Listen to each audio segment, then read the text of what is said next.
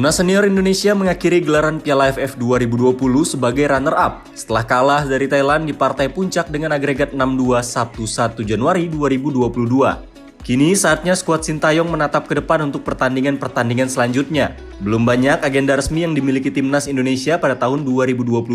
Indonesia baru punya jadwal lagi pada pertengahan tahun nanti. Timnas Indonesia akan berjuang di kualifikasi Piala Asia 2023 ronde ketiga. Di sini ada 24 tim yang terbagi ke dalam 6 grup masing-masing berisi 4 tim. Pembagian grup baru akan dilangsungkan pada Februari mendatang dan menggunakan FIFA ranking saat itu. Harusnya laga ronde ini dilangsungkan pada tahun lalu, tetapi ditunda karena pandemi. Laga akan digelar pada 8, 11, dan 14 Juni mendatang. Dengan tuan rumah baru akan ditentukan setelah pembagian grup. Indonesia yang lolos ke ronde ini lewat babak playoff mengalahkan Taiwan, kemungkinan akan berada di pot 4. 6 juara grup dan 5 runner-up terbaik akan lolos ke Piala Asia 2023 bersama 13 tim lainnya yang sudah lolos lebih dulu. Selain timnas senior, Timnas U23 juga akan melakoni laga SEA Games Vietnam pada Maret mendatang.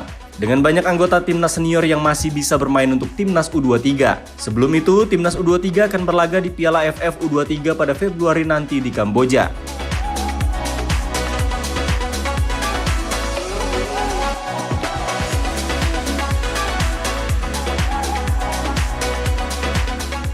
Masih dari ajang Piala AFF 2020, meski gagal meraih gelar juara untuk pertama kalinya, para pemain timnas Indonesia telah berusaha keras dan memberikan penampilan terbaik mereka. Bahkan dalam ajang Piala AFF 2020 ini, timnas Indonesia jadi tim paling produktif dengan koleksi 20 gol. Meskipun lini pertahanan masih jadi pekerjaan rumah setelah kebobolan 13 gol.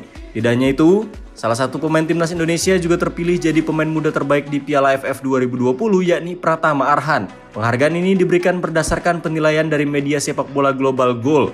Pemain berposisi bek kiri ini dinilai tampil cemerlang pada debutnya di Piala AFF 2020 dan mendapatkan polling sebesar 60.122 suara.